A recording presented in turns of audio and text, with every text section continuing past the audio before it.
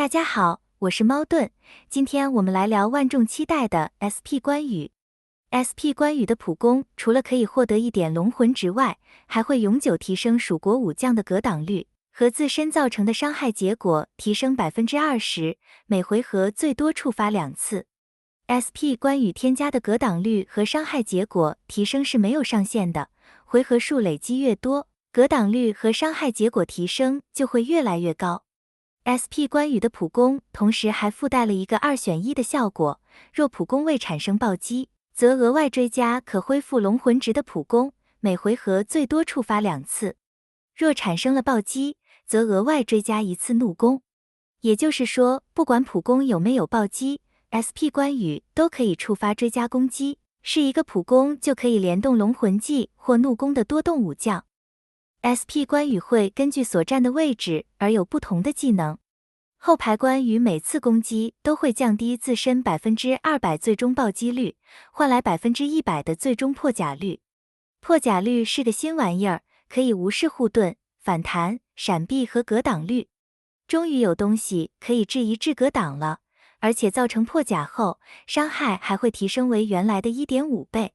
每次攻击都会降低自身最终暴击率的效果，会让后排关羽无法触发暴击，所以后排关羽不能带长驱直入和爆裂冲击，只能带弱点突袭。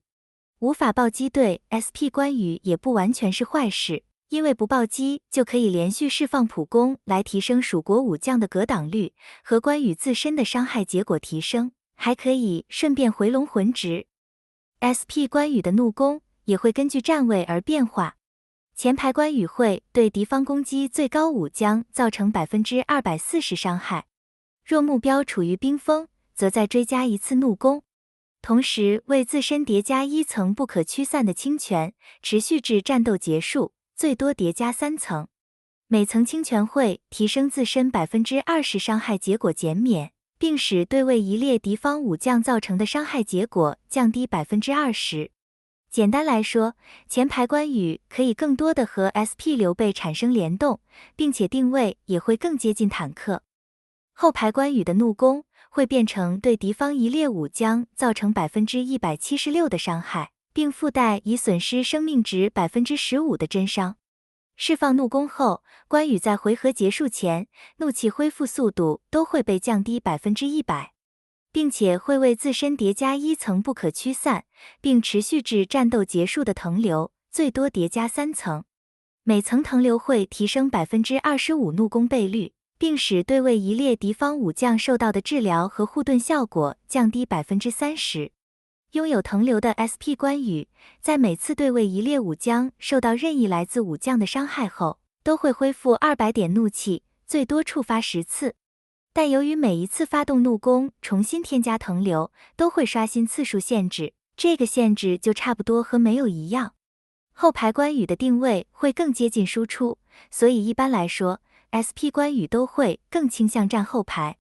SP 关羽的清泉和腾流都是不可驱散，并且可以持续到战斗结束的。只有在己方武将被击退时，清泉和腾流才会全部消失，需要再重新叠起。SP 关羽的龙魂技会恢复500点怒气，攻击敌方全体，并对敌方当前累积治疗量最高的武将额外造成自身攻击力240%的伤害。同时，自身的每一层清泉和腾流都可以额外提升20%的额外倍率和破甲伤害加成。释放龙魂技后，总伤害值会被储存，最多可储存自身最大生命值的80%。同时会对对位的敌方武将施加不可抵抗和驱散的漩涡，并且还会在每回合结束时对处于漩涡的武将释放1次怒攻。被附加漩涡的敌方武将每次造成伤害时，伤害都会转化为治疗，为我方生命最低的武将回血。若累积的治疗量超过我方龙魂技造成的伤害量储存值，则提前解除漩涡。意思就是在比谁的伤害更高了，若我方造成的伤害高，则敌方的漩涡不容易解除，反之则可轻易的解除漩涡效果。由于 SP 关羽有提升自身伤害结果和降低敌方伤害结果的能力，所以除非是双方的战力差距大，否则要解除漩涡也不会太容易。若处于漩涡的敌方武将受到来自 SP 关羽单次怒攻伤害超过最大生命值的 35%， 则直接斩杀目标。想要一次扣除 35% 的生命值，在新区或许会比较容易，但在老区恐怕不容易做到。这会需要 SP 关羽累积足够的伤害结果提升后才有机会。目前斩杀的等级优先程度是高于一切锁血和复活的，但未来会有能治斩杀的东西。异火被动，每回合结束时，若 SP 关羽处于前排，则清除我方所有武将一个控制状态，并为己方全体武将施加持续一回合的水墙。水墙其实也就是个护盾，可以抵挡最大生命值 30% 的伤害。若敌方有不少于2名武将处于冰封，则水墙会升级为冰墙。冰墙可以抵挡最大生命值 100% 的伤害，并且在受到怒攻和龙魂技伤害时，最终抗爆率会提升 300%， 意思就是让对方的怒攻和龙魂技都无法暴击了。这是前排关羽第二个与 SP 刘备冰封联动的效果，也再次证实了前排关羽的能力会更倾向于防御。异火被动也提升了 SP 关羽和 SP 张飞联动的能力。若他们俩同时出场， SP 张飞每回合开始都可以获得3点龙魂，并减少1点的龙魂值消耗。同时 SP 张飞释放龙魂技时， SP 关羽也会立刻释放一次普攻，每回合最多触发10次。SP 张飞本来丢龙魂技的频率就不低，现在再加上和 SP 关羽的联动，你就会看到这两个家伙一直在战斗中联动。而每回合10次的触发限制，也是我看到的最高的限制次数。从这里你就可以看得出来 SP 关羽和 SP 张飞的联动频率是有多么的高。而唯一能限制他们的，就是利用吴子辽的龙魂技暂时先封住 SP 张飞的龙魂值获取。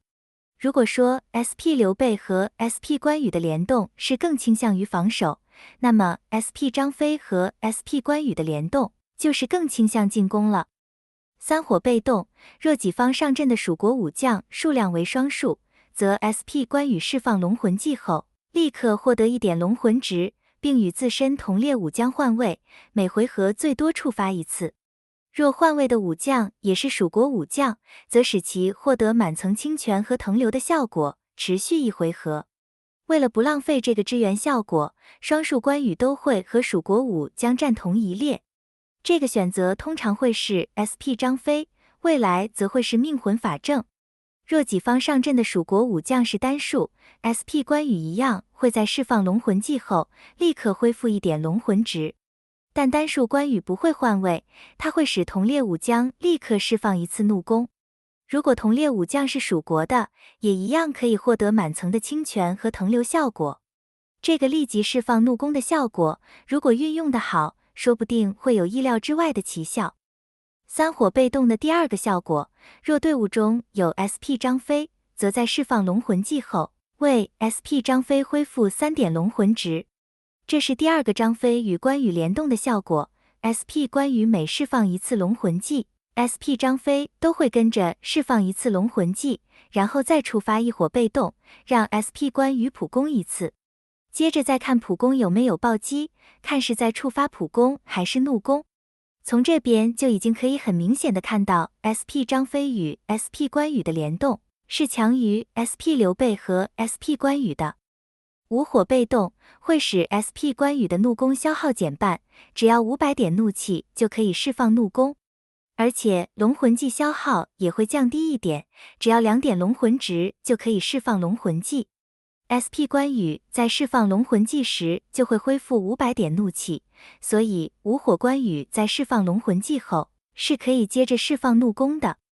无火被动的第二个效果，当 SP 关羽首次同时拥有清泉和腾流时，会同时获得另一个羁绊的能力，等级为1级，并且还会获得 100% 的最终破甲率和破甲伤害加成和怒攻额外倍率，效果会持续至战斗结束。SP 关羽想同时拥有清泉和腾流，就必须要换站位。因为清泉是战前排放怒弓的效果，而腾流则是战后排放怒弓的效果。换位有两种方式，第一种是透过对面的 SP 张飞释放龙魂技叠加2层战力来换位。第二种就是上阵双数的蜀国武将，然后透过 SP 关羽释放龙魂技后，自己主动换位。在没有对面 SP 张飞干扰换位的情况下， SP 关羽第2回合就可以激活双羁绊能力，如果有干扰那就不好说了。第二种方式就更为直接，当敌方每个武将生命首次低于 35% 时， SP 关羽会随机获得1层清泉或腾流。若敌方的伤害增加属性低于自身，还会降低其 45% 最大生命值，持续2回合。这两个能力配合起来， SP 关羽很容易就能在第1回合就直接获得2种羁绊的能力。当然前提是你要有能力将敌方的血量压到 35% 以下才行。至于降低敌方最大生命值的效果，因为 SP 关羽自身能叠加伤害结果提升，所以能触发的概率还是蛮高的。